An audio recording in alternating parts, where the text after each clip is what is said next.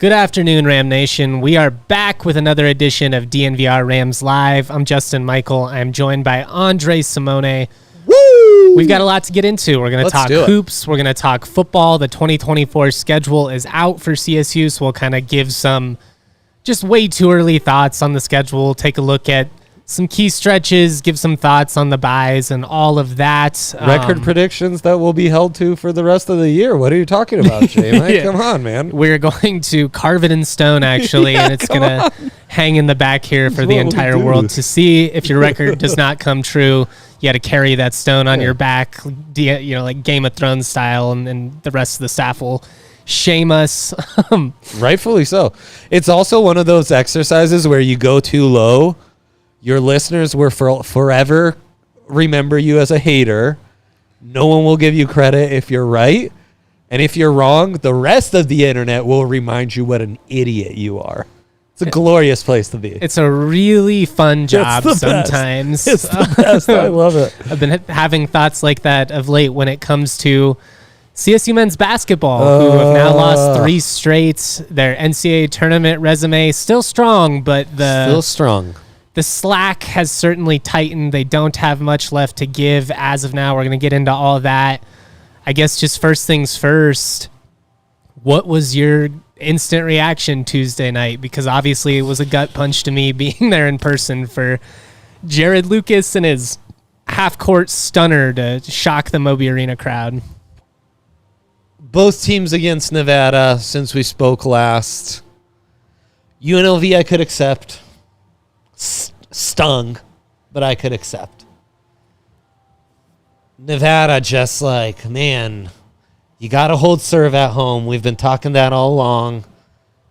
These games over 70 points. What was their record going into this, J-Mike? They'd lost 1? Yeah, so I mean, this year CSU, they're still 16-1 when they score 75 or more, so that's not actually impacted. But and they fell that one. So games in the 70 we've talked about all year. That's supposed to be where you win. That's your bread and butter. Right. This is the rhythm I want the Rams to be at. And then, I'm not going to take a victory lap because on the last episode, my answer to a very tough question, which of these opponents do you fear the most for the Rams? I said Nevada, but I said Nevada because of the Lucas-Blackshear combo scares me so much. It was just Lucas. Yeah, the Rams had a break with Keenan Blackshear not playing. The break of breaks, you had to bring it home, man. Yeah, it was I don't care how it came about. I'm so bummed. Well, it's a tough one to stomach, much like these last 2 losses, because I don't think you necessarily played poorly. There were stretches that were not great, but they're defending at a high level right now. I mean, they held Nevada to 41% shooting. That's not an awful spot. They still have not given up 80 points in conference play. There's a reason that they're in all these games.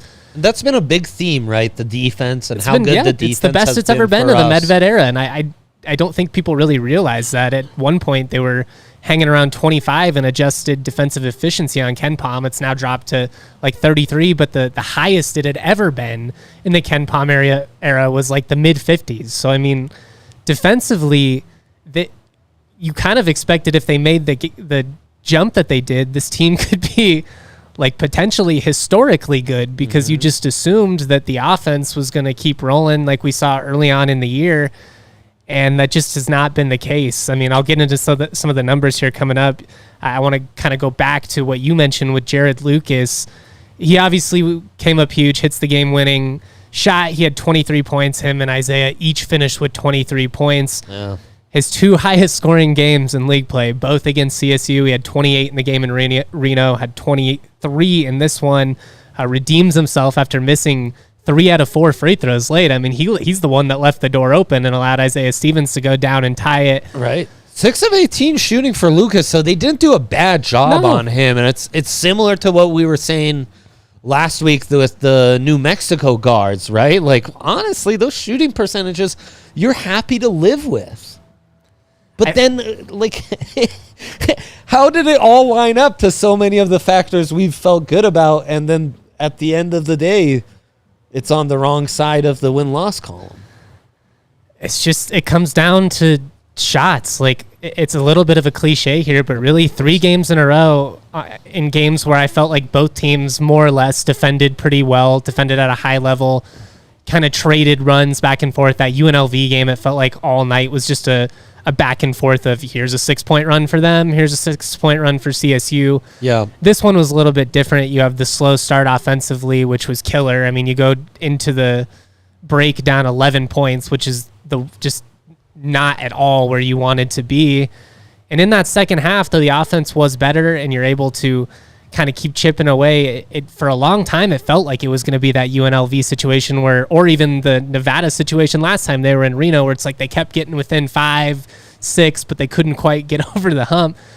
They finally do get over the hump late. Neek hits a big corner 3. They only went 1 of 6 from 3-point range in that second half. That was a big factor. You know, Nevada had some guys step up and hit some threes late. They went 4 of 10 versus 1 of 6 for the Rams. Yep.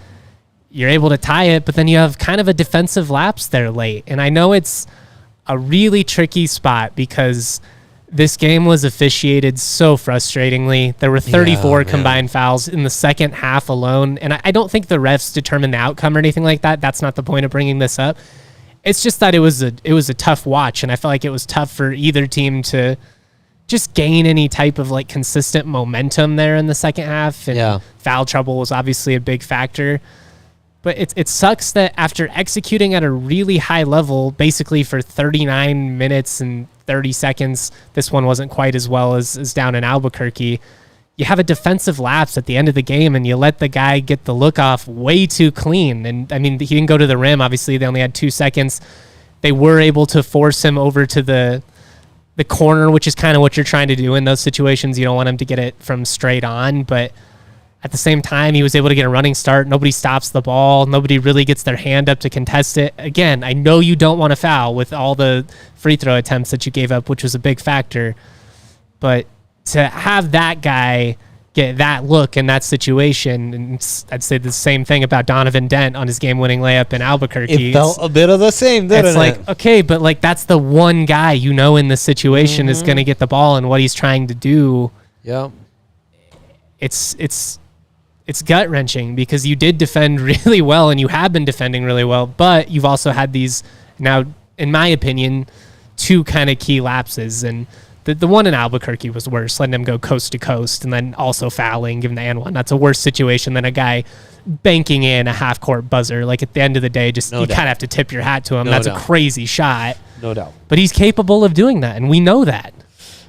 And look, there's been some late game lapses / misfortune that for those of us who have followed this team all season will haunt us for a little bit. There's a couple of them now, and that's couple of them. Yeah, why you're in the position that you're in now. And when I look at the standings, I cannot help myself but not think about that 1, 2, 3 shots that could have gone another way, and how different the Rams look in the standings. That's the difference between contending for a conference championship and being in the position ranked, that you're in right now, or even just being a top 25 team. 100%. If you win a couple of those, you're certainly in the top 25. Right. We've got a question here. We will talk NCAA tournament resume coming up, so I'm not going to go too far into it, but I will answer this one from Eric Simmons in the comment section. How far do you think Colorado State can go in the NCAA tournament? I think 1 win max, he says.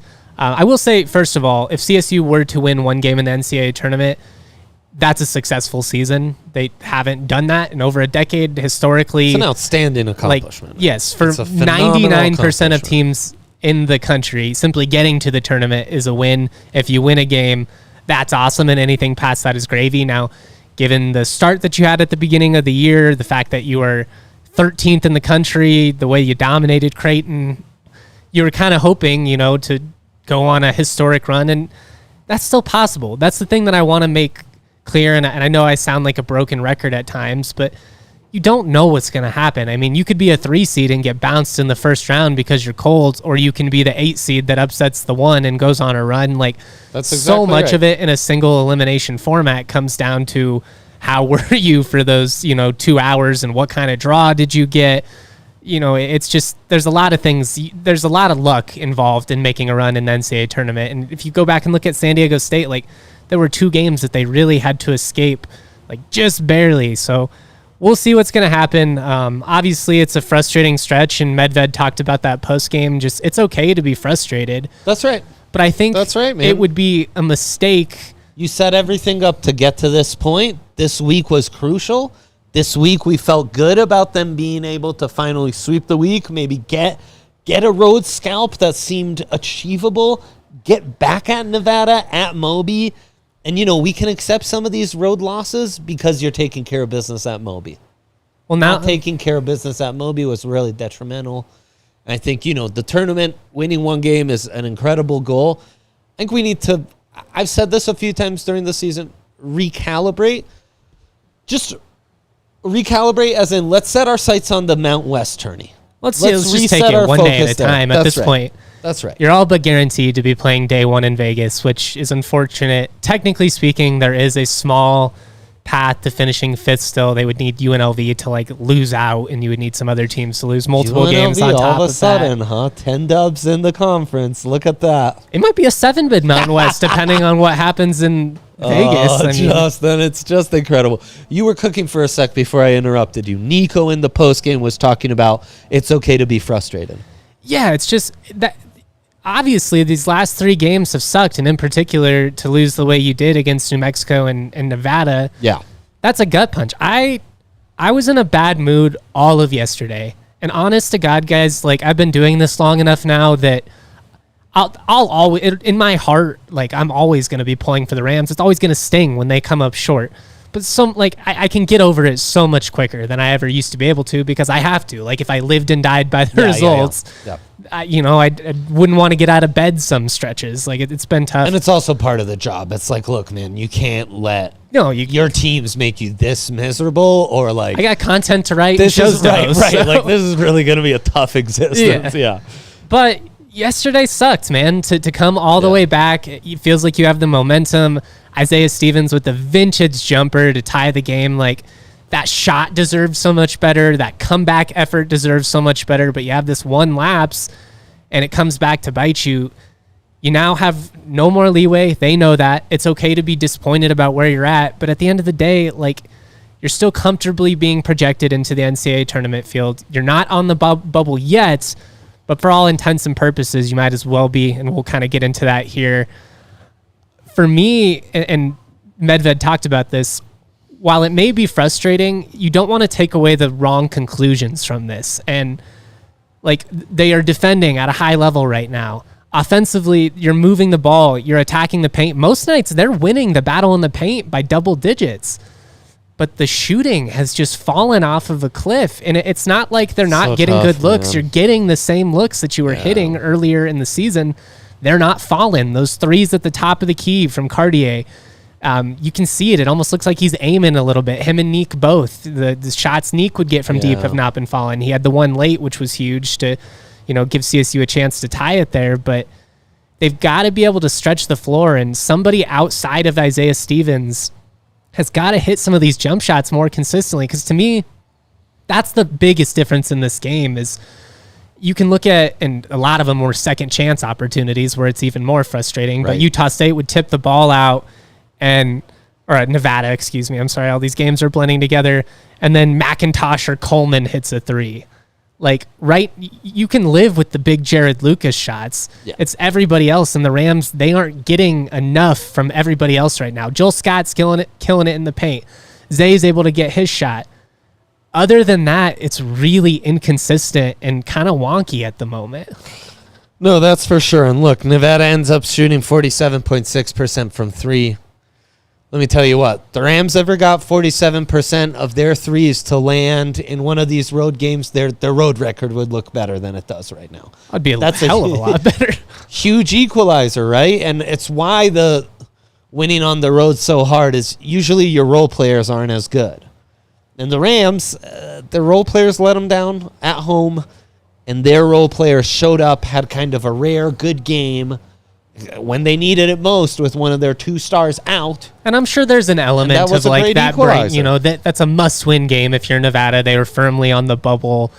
You're missing your star. Maybe there's an element that kind of rallies you together. And the hot start probably gave them some confidence. Like if CSU is able to come out and establish a double-digit lead, maybe that team shorthanded kind of lays down in the second half. But you gave them confidence. Right. And then, unfortunately, just weren't able to keep them off of the foul line. And up until the end there, they were not missing their free throws. They did miss like 4 in the last minute, which was wild because up to that point, it felt like they couldn't miss.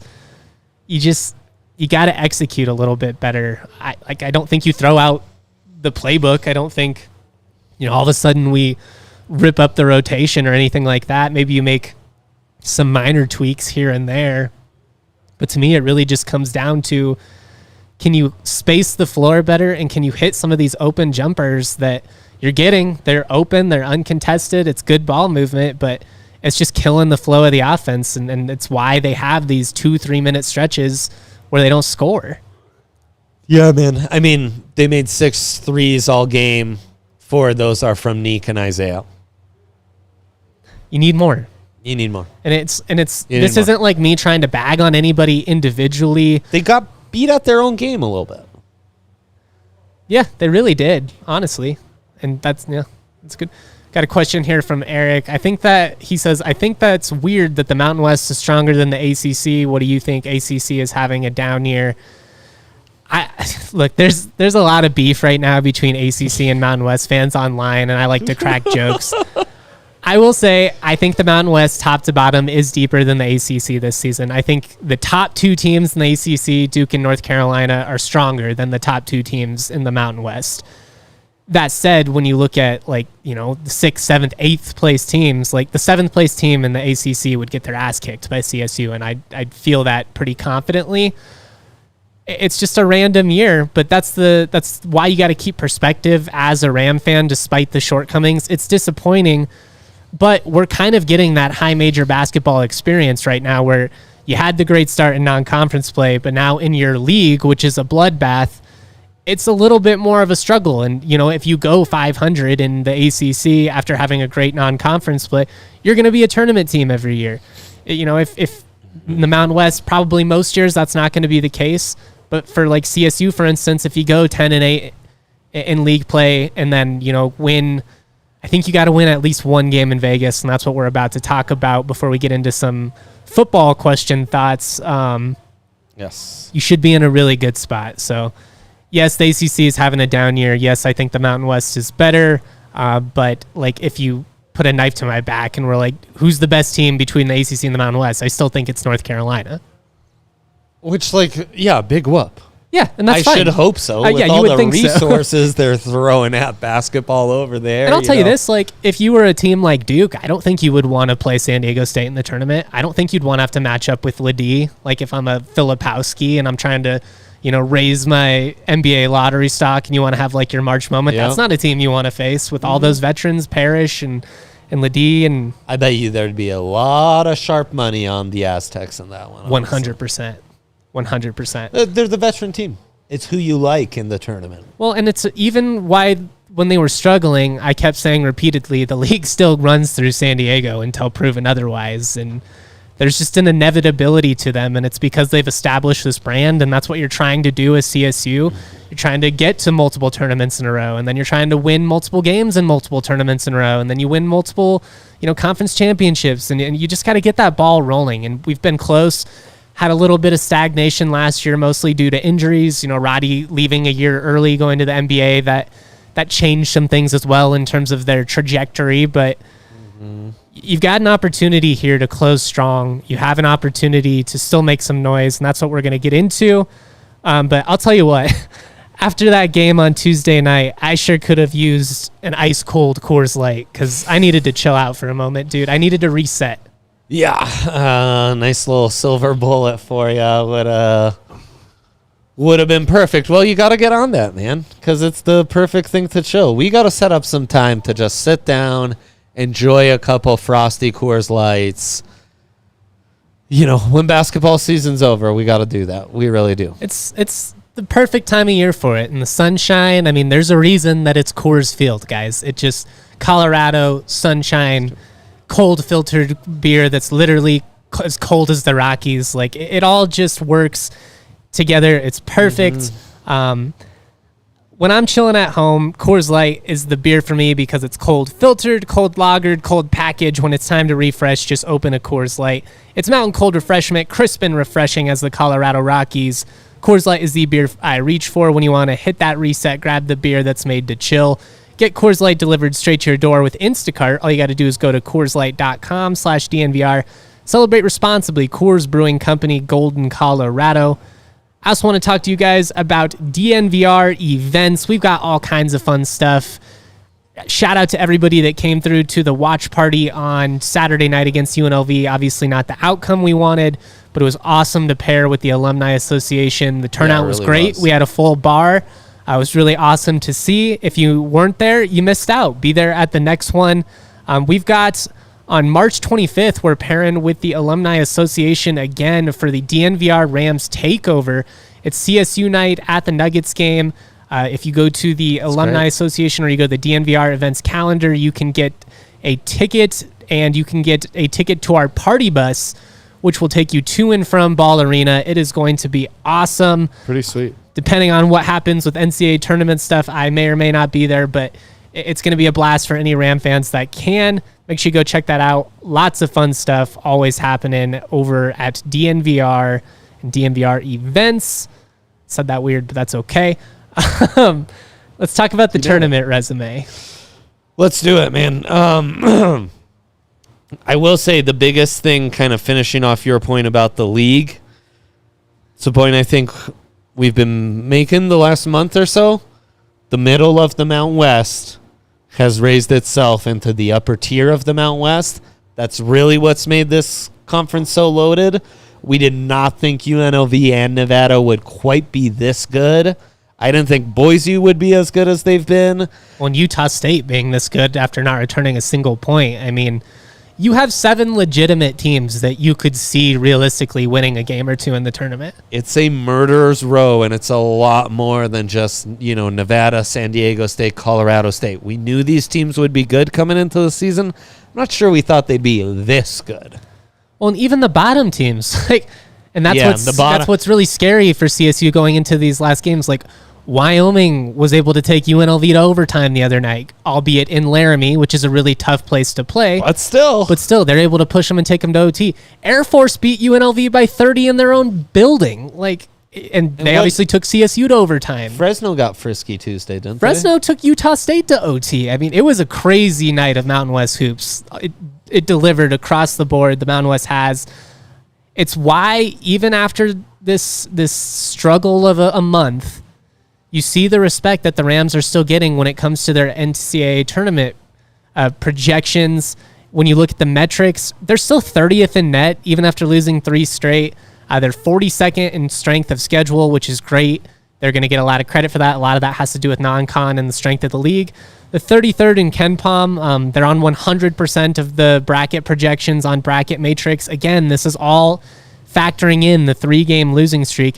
And despite the fact that they're currently 7th in the Mountain West standings, they're projected to be a 7 seed in the NCAA tournament.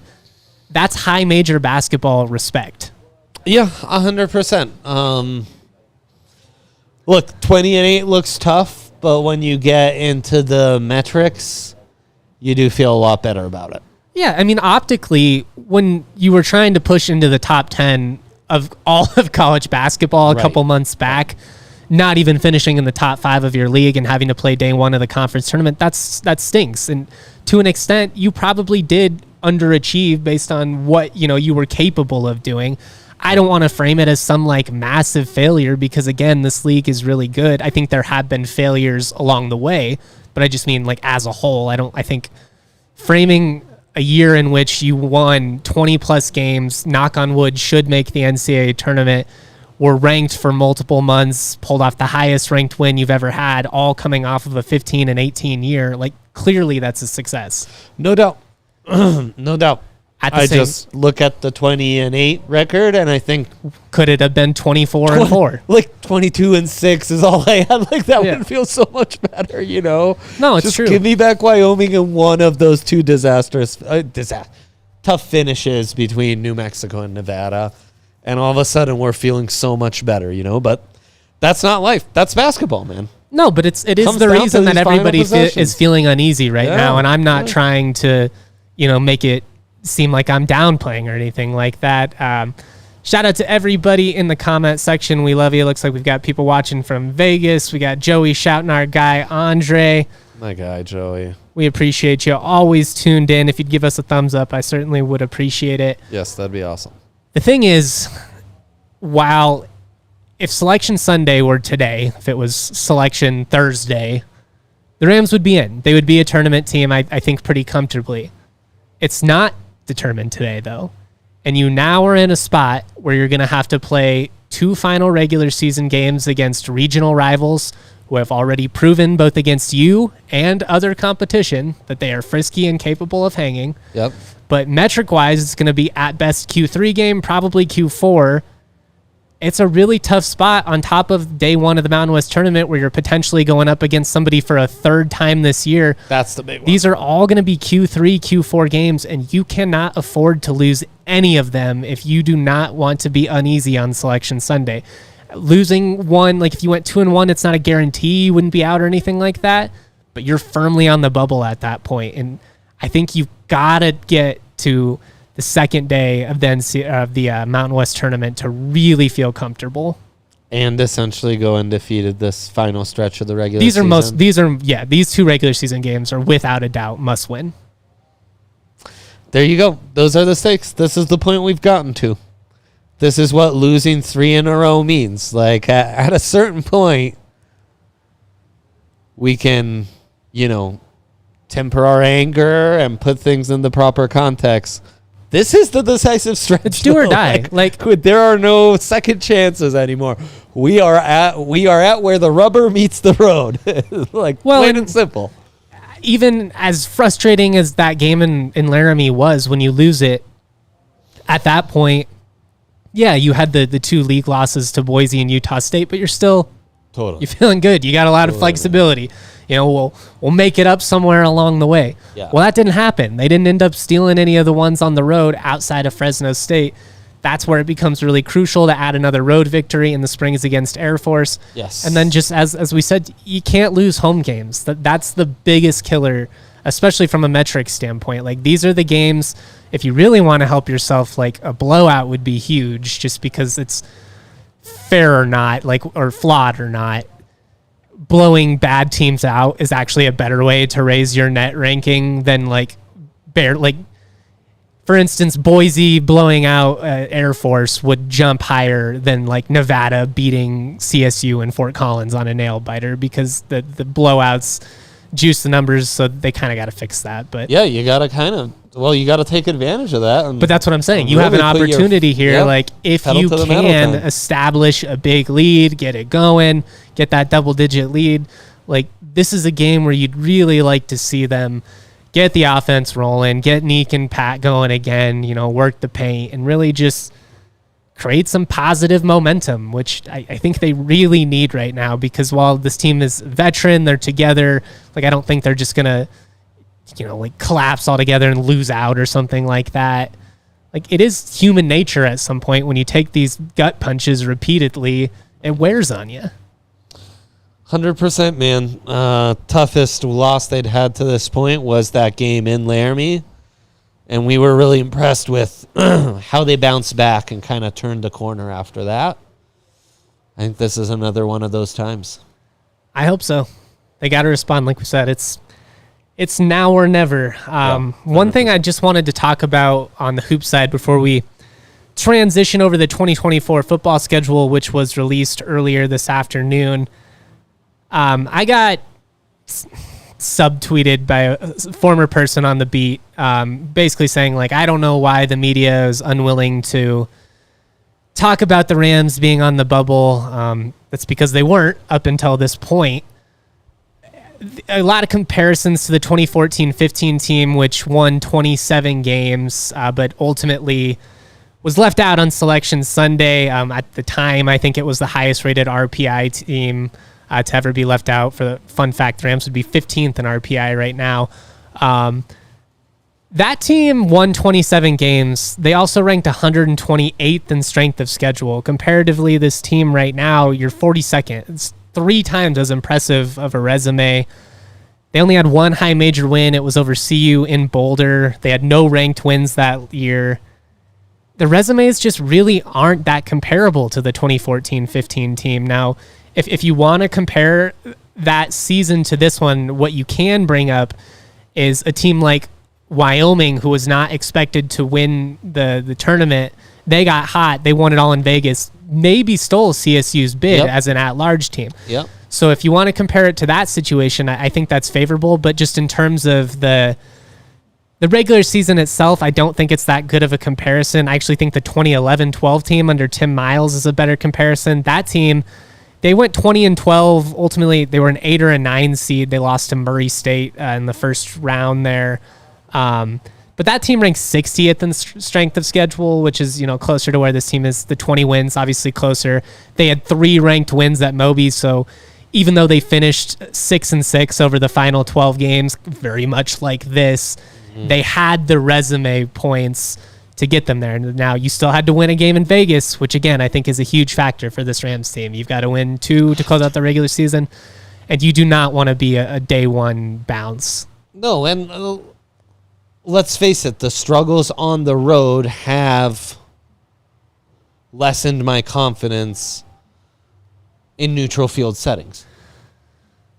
Yeah, I guess that's fair. I mean, they're 3-0 in neutral site games, and they played some of their best basketball in those games, so it's just been a minute. But it's been a long time, so that's fair. That team gave me a lot more confidence, frankly. So no, it's just like you got to get back on the horse. Got to embrace it. This league is loaded. Again, that's where I'd reframe things. I don't think it's so much the Rams' shortcomings as much as it is some really great basketball teams. Yeah, the league is elevated and stepped up. Anyone can beat you in this league. And it's cool to see everybody on a national level really appreciate it. The people that truly, I'm talking about the people that truly know the game, not Barstool from some ACC account who's like, the Mountain West sucks, Syracuse would win the league. No, I'm talking about the people that actually real cover, hoop heads. the Lenardis of the world. If you listen to any of the national college basketball pods, like, they're just talking about, man, this league delivers, and people on the East Coast are actually staying up to watch Mountain West basketball, and that's saying something, because East Coast media, they wouldn't even stay up for Christian McCaffrey in football. That's a great point. I actually think it's gotten to a point where if you are in that space covering college hoops from more of a national perspective, you have to talk. You better, you have if you want to be legitimate, because it's just been that kind of league. It'd be like being a national football guy that's like, I don't really pay that close of attention to the Big Ten. Yeah, or like in a year like last year, the Pac-12, where it was like us. 6 teams are ranked. Maybe might want to get on that. Maybe watch a USC Oregon game every now and then. Check out Caleb Williams once in a while, sure. All right, we're going to talk about the 2024 football schedule. I'll have plenty of more hoops content coming up. By the way, on Saturday, CSU will be doing a moment of silence for the student athletes lost. The Wyoming swimmers tragically killed on the accident on 287, which is really cool to see. I know I brought this up a couple of times now, but some things are just bigger than sports, and the history between our communities. We have a connectedness that goes back, 150 years. So I just want everybody in Laramie, I know there's not a ton of Wyoming fans, I'm sure, listening to this, but just to know that my heart goes out to them. Game Time. They're the fast and easy way to buy tickets for sports, music, comedy, and theater. You can get last-minute deals. What's great is it's convenient. You get all-in prices up front. You can see the view from your seat. You get the best price guarantee. And it just takes the guesswork out of buying tickets. Jay, you can get deals on tickets even an hour after it events, or even an hour after the event starts. No, you nailed it. It's really crazy. They've got some flash deals right now for that game at Air Force. You've called for people to Isaiah Stevens' last regular season game. The Ram Nation to come and take over. I mean, if there was ever an athlete in this athletic department's history that deserves you making the drive to Colorado Springs. Yeah, Springs. I would say their name is Isaiah Stevens. Yeah, I mean, look, the reality is maybe it'll dictate like whether you finish in 7th or 6th place, and that's not that exciting, but this is 5 years in the making. He is the greatest player in program history. No doubt. He deserves a ton of CSU support there. And, you know, if you're from the Denver area, what's the difference? If you're going to the Springs or going to Fort Collins, it's a little bit more of an annoying drive, I would say, but distance-wise, it's about the same. Right. Game Time makes that so easy to do. They're the best, man. Take the guesswork out of buying tickets with Game Time. Download the app, create an account, use code DNVR for $20 off your first purchase. Terms do apply. Again, create an account, redeem that code DNVR for $20 off. Download Game Time today. Last minute tickets, lowest prices guaranteed. Finally, with Empire today, you get the shop at home convenience, the right product for your needs, quick and professional installation, and a price match guarantee. Empire today is the best place to get new flooring.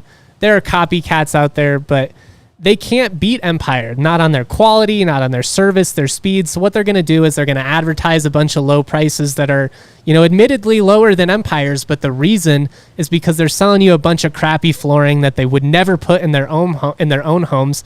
Empire says, nah, they're not doing any of that. Their philosophy is to help you find what you need. They're not trying to overwhelm you with 1,000 different options. They're just trying to give you the cream of the crop, and they're trying to make the process as easy as possible. With the virtual floor designer, it's a great way to see how any flooring will look in a space. You can just take a picture of your living room. Boom, you can see, like, how is my couch going to look on this? You know, what is this carpet going to look like with my ottoman and all that? Schedule a free in-home estimate today. All listeners can receive a $350 off discount when they use the promo code DNVR. Restrictions do apply. See EmpireToday.com/DNVR for details. Boom. Nailed it. The football schedule's out, man. Yep. A little bit different. I know we're kind of doing a 360 here, or a 180, I guess, in terms of the content, but I figured it'd be fun. You know, it's always exciting at that time when you can think, what if all of the possibilities still on the table? Kind of an intriguing schedule. Conference slate doesn't hit till late, huh? Yeah, it really does this year. And obviously, with the Oregon State, like the Pac-12 Alliance thing, that makes it even later. That game will not count as a conference game. I'll just go through it real quick. If you go to the DNVR Rams account on Twitter or X, we posted a graphic. You can save it on your phone. Really, really cool. It's got BFN on it, got Horton. Shout out to the graphics team for getting that up for us. We opened the season August 31st at Texas, September 7th at home against Northern Colorado. The 14th is the Rocky Mountain Showdown, first game against CU in FOCO since 1996. After that, UTEP comes to town. Then you've got a bye week on September 28th before going to Oregon State. October 12th is the Mountain West opener against San Jose State. The 19th at Air Force. Homecoming on the 26th against New Mexico. At Nevada on November 2nd before a bye week again on November 9th. Both Wyoming and CSU will have a bye on November 9th before the border war on the 16th. Fun little wrinkle there. November 23rd at Fresno State should be one of the better teams in the league. Kind of like that you get that one later in the year, though. Fresno will have a bye before that game as well. November 30th, you close the regular season at home against Utah State for Senior Day. Couple of quick tidbits. 7 home games on the schedule, first time in over 20 years. 2 bye weeks on the schedule, the 28th of September and November 9th. You've got 3 straight home games in the non-conference schedule. Never have to play back-to-back road games. What kind of jumps out to you about this schedule? Non-conference starts off with a bang. Texas, CU, CSU are 3 of the teams I'm pretty keyed in on with returning quarterbacks who I think could really take a jump. So the over is going to be hot in those games. Big test for the Rams defense. I love I love having you on the pod because that's just like a storyline or an angle to the beginning of the season that I wouldn't have considered. That's how my brain works, unfortunately. So yeah, Ewers against BFN, Shedeur Sanders against BFN. A Texas kid, opportunity to go into his home state. You know, I'm sure he's going to have tons of friends and family. Gets that opportunity once, and then he gets to host UTEP at the end of September. So 2 Texas schools there to start off the year. Non-conference, though. It's a tough one. I don't see Boise. I don't see San Diego State. That was the benefit. So we got both those games off the schedule because of the alliance with Oregon State and Washington State. And instead of San Diego State and Boise State, you now go to Oregon State and Reno, which, you've got the weird element of the, Jay Norvell, Nevada stuff. But at this point, none of those Nevada players will have even played for Norvell. It'll be more of a storyline with the fans than the actual people on the field. Yeah. And frankly, fine, I'll go to Reno instead of playing Ashton Gianti. That's fine. Right, yeah, no problem. Or the blue field, the fact that you get to dodge UNLV after the outstanding season they had. Now, a lot of turnover. They did keep all their skill guys, though. You lose Maeva, which is a really tough spot because of how great he was. Yeah. By the way, I still don't know if he officially, I don't know if I've ever seen, is he on campus at USC? I don't know about that either. I don't know if it's officially. It might be an academic situation where he has to, qualify. Sometimes that stuff can get kind of weird. Yep. And, you get Wyoming at home. Off of the bye, which I love. I love that you don't have to play Air Force, Wyoming, and Boise State back to back to back. Yep. They don't even play Boise, but feels like there was a stretch there for 6-7 years in a row. It was just a guarantee that was going to be a 3-game stretch. So, look, I think this set up to be a huge year 3 for the Jay Norvell era. I think the way this conference schedule sets up becomes even bigger because this looks manageable to me. Me too. It looks opening manageable. At Texas is tough. Playing the Buffs, you never know what's going to happen in a rivalry game situation. That's a tough schedule. And sacrificing a conference opponent for Oregon State, Oregon State at one point last year, they looked like a title contender. Was ranked, and they had 2 losses, and it was by a cumulative 6 points. They're tough. They run the ball. No, they're tough, but they've lost their coach. They'll have a new quarterback. There's a lot. Obviously, the uncertainty with the conference is massive. Well, that's the tough thing when you look at the schedule is, at least from this way too early projection perspective, is that, you look at Northern Colorado will be a second-year coach. CU will be a second-year coach. UTEP will be a first-year coach. Oregon State's a first-year coach. San Jose State's a first-year coach. New Mexico's a first-year coach. Nevada's a first-year coach. Wyoming's a first-year coach. So half your schedule is going to be basically unknown. Now, I kind of like that. You'd rather play half your schedule against first-year coaches than third-year coaches, obviously. You just don't really know what you're going to get with a lot of these teams, what they're going to look like, what's their identity going to be, what's the transfer situation going to be, especially post-spring. That's pretty common. You see the new staff. Some guys give it a shot in spring ball, and then you could have a mass exodus. It's just a really weird spot. But I like it, and I think it bodes really well for a CSU team who, like we said, has 7 home games, never has to play back-to-back on the road. Yeah. You return your starting quarterback. They're going to be one of 3 teams on their schedule that returns a quarterback. Yeah, and 2 of them are very early in the season, as I mentioned. It's Ewers and Shedeur Sanders. I'd much rather go to Corvallis on October 5th than I would in November. I would too. I feel like Corvallis has become a lot like Salt Lake City in the Pac-12, where it's just that's just not a place you want to go. No, exactly. It'll be fun for the fans though, kind of unique. If you are a CSU fan that can travel, the Rams were supposed to go there in 2020, I believe, but COVID wiped that game out. So you got an opportunity there for a return trip potentially after playing them in 2017 in the home opener against Canvas Stadium or for Canvas Stadium. Yeah, and even the lack of road games is pretty impressive, especially after October 20th. After October 5th, road to Oregon State, 2 road games. You're playing 2 road games out of state. Yeah. The other road games at Air Force. It's a really good spot for a team that returns a lot of production. So, again, hearing good things. It's all progressed to here. year 3 of Jay Norvell's where the pressure's on, though. Where the returns need to come. The pressure's big time on. And, I mean, the AD who hired the presently active coaches is no longer there, right? So, I mean... Yeah, I mean, that there's just naturally... Yeah, it's going to turn up the heat a little bit. But, I mean, also just given the way that this past season ended. You guys, if you listen to the show, you know how I feel about Jay Norvell. You know that I'm a big supporter, and I wholeheartedly believe in the direction of the program under him. It's also a results business. And in a year where you really should have gone 500, like 6-6 was not out of the realm of the possibility for a team with that much talent on both sides of the ball. And they underperformed. They lost a lot of tight games, and it came back to bite them. In a lot of ways, that loss to Hawaii was kind of like the Nevada loss for basketball the other night. You probably don't deserve to win. Like, you play from behind the entire game, but then dramatically you find a way to tie it late. Seems like if it just goes to overtime, the momentum's in your favor, but you're not locked in for the last couple of seconds. Boom, you still lose in regulation.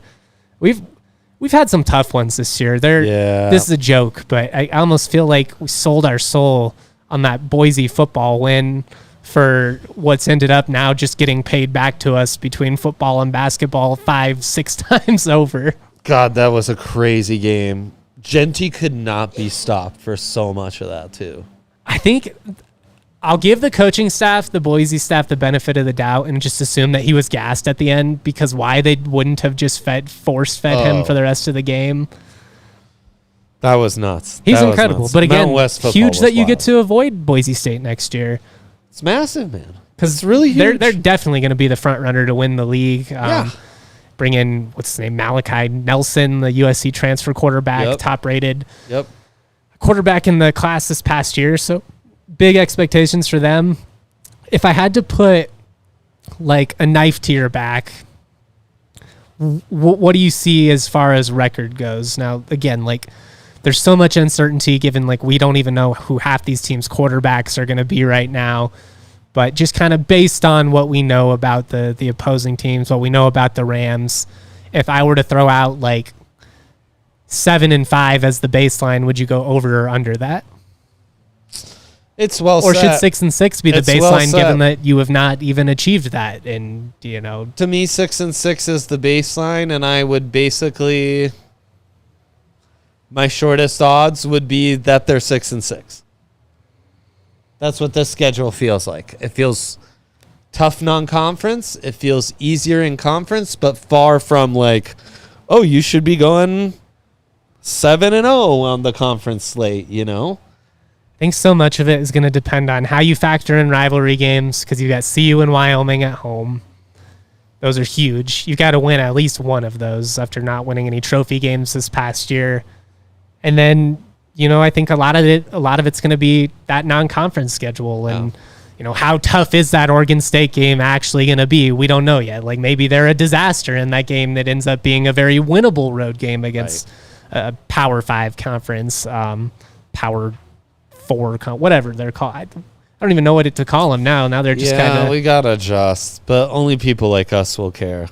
Like basketball just became Power 6, Yeah, it's true.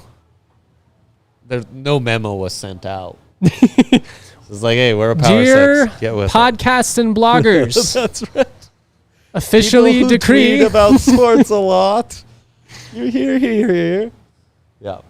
Got a question here from Eric before we get out of here. He thinks Nico Medved has to be one of Colorado State's best basketball coaches. What do you think? I think he's the best basketball coach in CSU history. There have been some longer tenured guys, but when you look at what they've accomplished under him, it's much more consistent than basically any other period other than like a 3-year stretch in the late 80s where the Rams had some nice runs, but especially just in modern basketball, like it's... I mean, they're all kind of modern Rams basketball head coaches, right? Yeah. I mean, the most successful ones. Yeah. All right, that's all we've got, I think, for today. I appreciate everybody tuning in. As always, I'll have some content previewing Senior Day. Going to be an emotional one. Isaiah Stevens' last game in Moby. obviously must win for the Rams. It's do or die time. They have got to respond. Me and RG will be there in person Saturday, so make sure you keep an eye out on our social. We'll have all kinds of video, photo, written content, podcast content, all the CSU content that your heart desires. Shout out to Yaya behind the sticks, making our dreams come true. Shout out to my main man, Dre, always having my back and making these shows run smoothly. And shout out to all of you for supporting the content and making all this possible. Always proud to be. Have a great rest of your week, y'all. Make sure you keep up with the rest of the content. Peace. We all silly like the mayor.